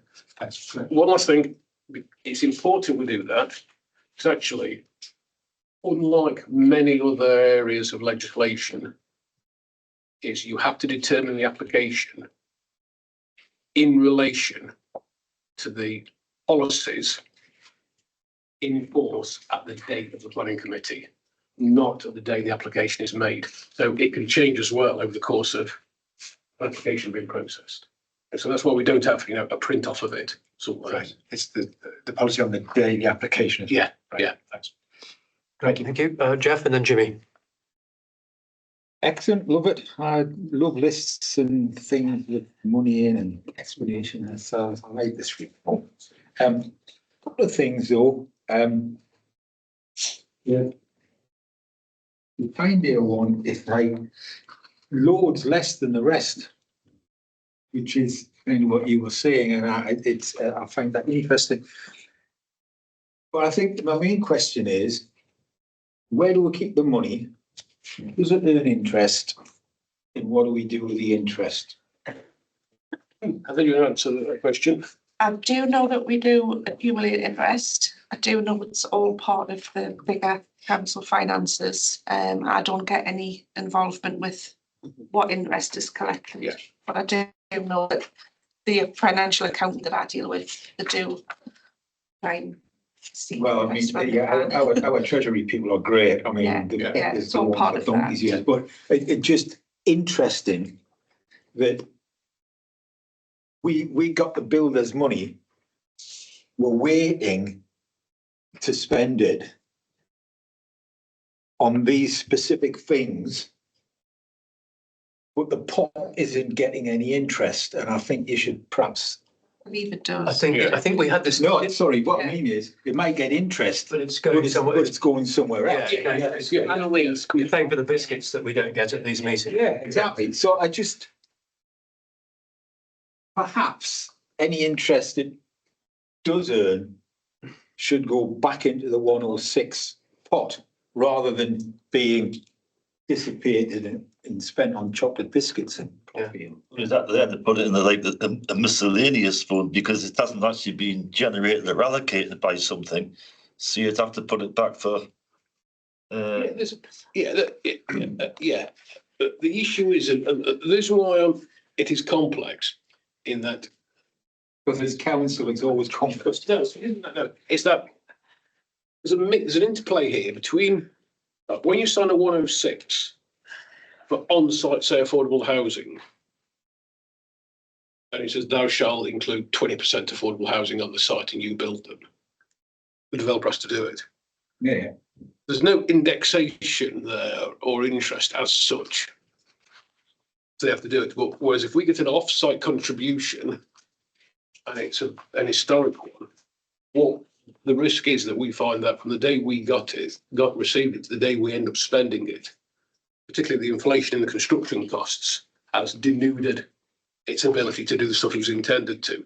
So there is an argument for the interest to be retained, but I don't think it would be statistically significant in terms of the amount of money we had, because over the amount of time it's in there, there's a lot in there at the moment, but that relates to different pots that have dropped in at different times, and there's a constant churn of money coming in and coming out. So actually, even though there's a lot of money, it might have all been in there for very long. Yeah. Does all that make sense? Yeah. Yeah, but No, I agree with you about the interest. Yeah. but you don't know, and it might be worthwhile. Well, could we ask the question?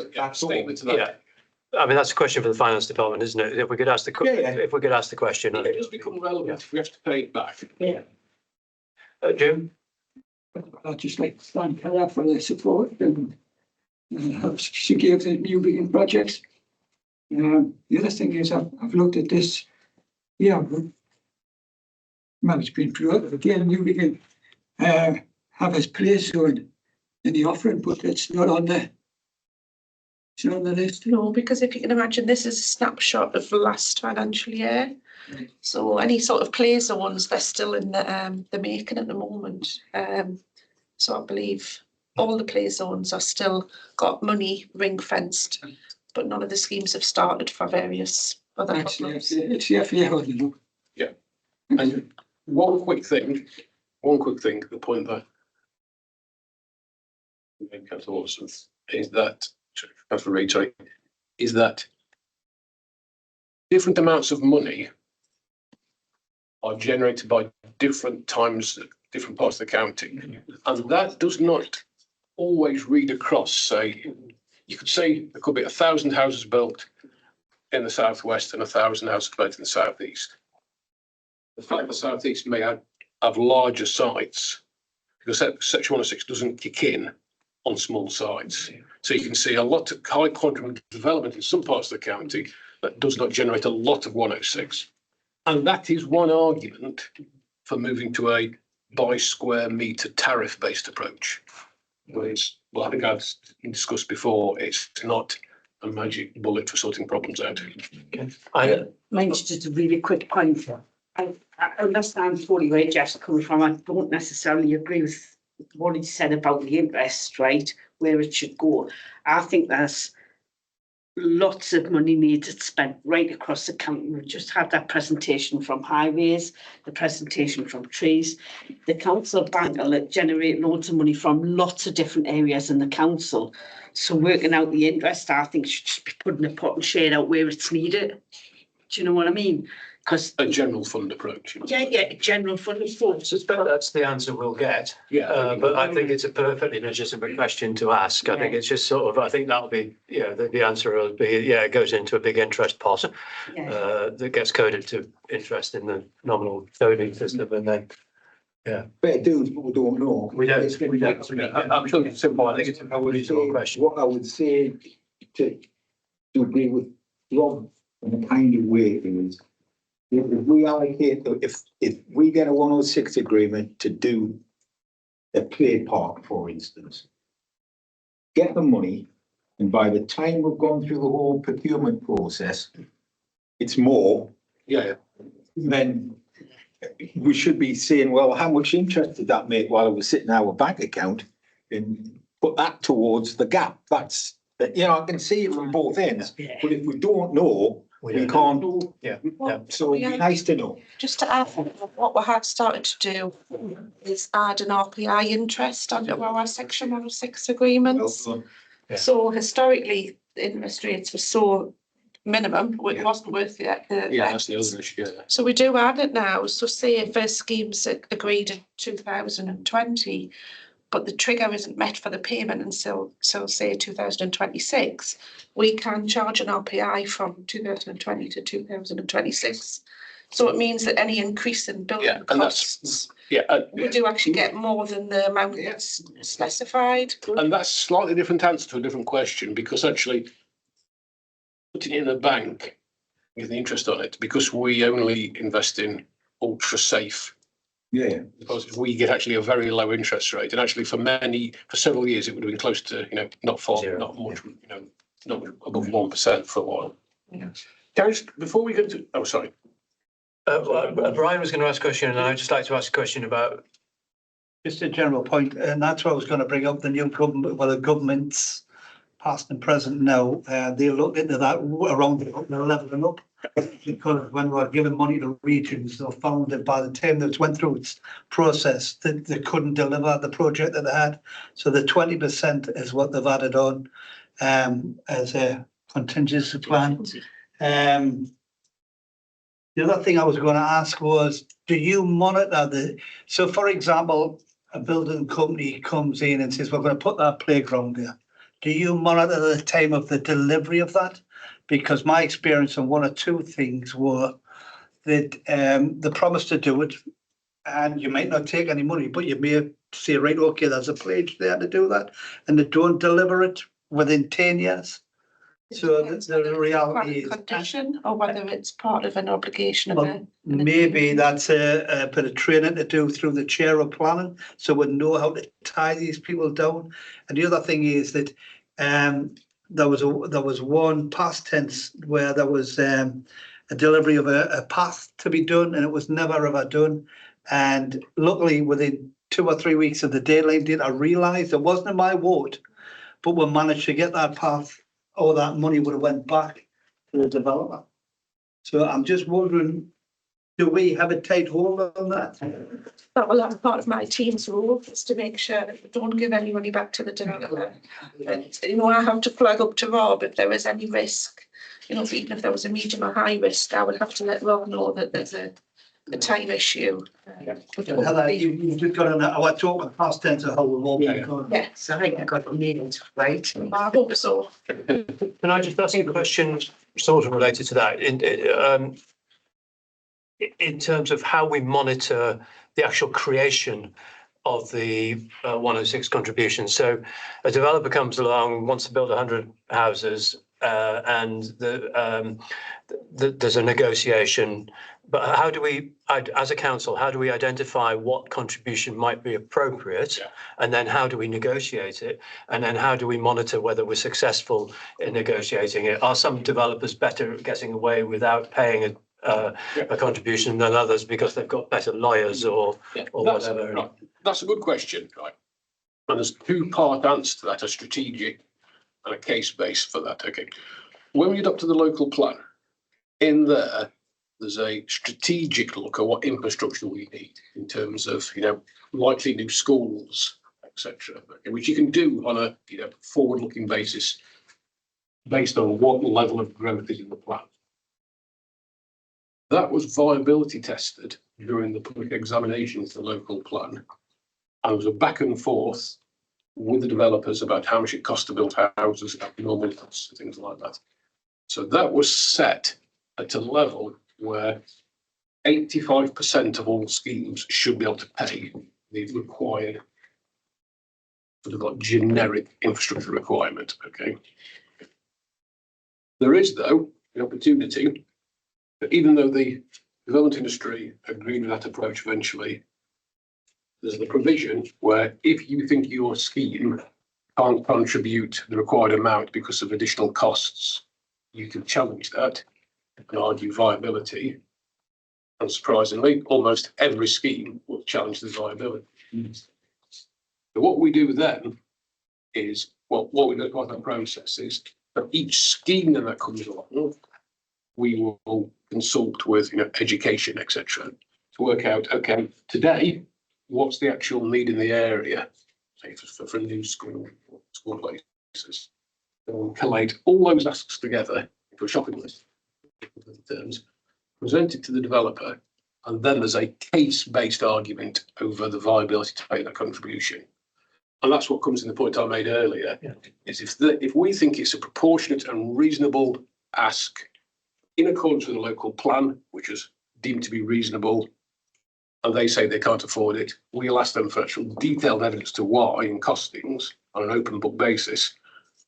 And we will, if necessary, then engage an external valuer to say whether or not they are trying to be creative. And is it the case officer dealing with the application that manages that process? Well, what we do, we have, you know, the case officer will consult with all the relevant other departments. Yeah. As part of it. So a case officer's role isn't really to say, talk to the application and say yes or no, that's okay. It's for him to try and work out how to get changes made to that scheme to make it acceptable, but to manage the process of 106. But remember though, the 106 is only applied to normally to schemes of 10 residential units or above. So it's not the case for every application. Yeah. Thank you. It is an area where clearly you can, you know, and being neutral about it, clearly this is just money that the development has to pay. So it is worth them paying for specialists to try and undermine our argument. Yeah. And that's what takes time to agree. And actually, if we think the impact can't be mitigated by a scheme, and indeed if it can't afford to pay the required contributions, in some examples, that could be reason to refuse it, because by inference, it will be placing a greater burden on the public purse. Right. Good.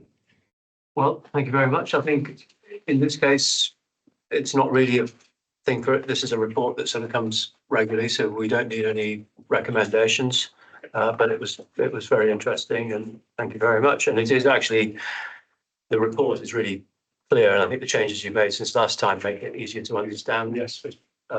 So that is really helpful. What could you find those things out? Oh, we'll find out the information about the information about the interest. Yeah, well, I want to circulate that. Yeah. There's interest. We'll circulate information on how we index and on the interest, because they aren't quite the same question.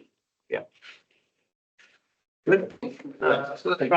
I don't think we've got any other business, and Sean, is there anything you want to add about the future programme? I think the only thing that's new since last meeting is the confirmation that the housing allocation will be the 14th of January. January. Yes. The January meeting, the best value review of the regulation and enforcement activities. Can you simplify what the regulation means? Because best is a massive thing. Isn't it? No, if you remember, you received a report earlier in the year about planning enforcement. Right. And this is really essentially the feedback that's been incorporated as part of the best review. And this is how it's come out of the other side. Great. Is this still coming in January, or is this not the one that's moving to? No, that's in January. I hadn't realised that I've already put it in. Sorry. Right. Right. Great. Well, thank you very much, everybody.